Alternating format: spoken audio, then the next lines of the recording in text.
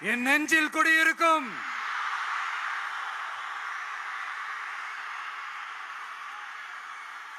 புதுச்சேரி மக்கள் உங்கள் அனைவருக்கும் என்னுடைய வணக்கம்.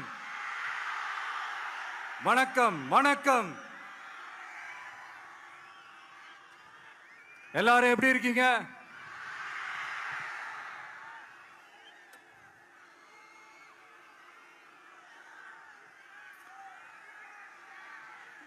இந்த ஒன்றிய அரசுக்கு தான் தமிழ்நாடு ஒரு தனி மாநிலம், புதுச்சேரி ஒரு தனி யூனியன் பிரதேசம்.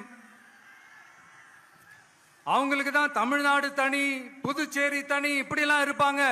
ஆனா நமக்கெல்லாம் அப்படி கிடையாதுங்க. நாமெல்லாம் வேறு வேறு கிடையாது. நாம் எல்லாரும் ஒண்ணுதான்.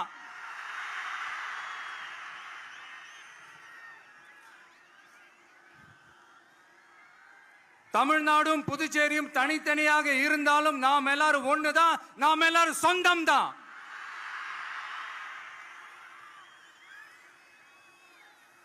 வேற வேற வீட்டுல, வேற வேற ஊர்ல, வேற நாட்டுல, வேற ஸ்டேட்ல இருக்கிறதுனால நாம் எல்லாரும் சொந்தங்கள் இல்லைன்னு ஆயிட முடியுமா?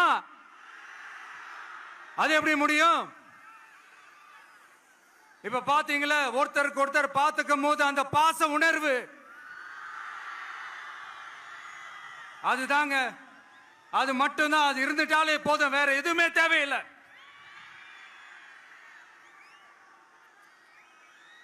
அதனால தமிழ்நாடு, புதுச்சேரி, கேரளா, கர்நாடகா, ஆந்திரா மட்டும் இல்ல, உலகத்துல எந்த மூலையில நம்ம வகைரா இருந்தாலும் அவங்க எல்லாருமே நம்மளோட உயிர் தான். அவங்க எல்லாருமே நம்மளோட உறவு தான்.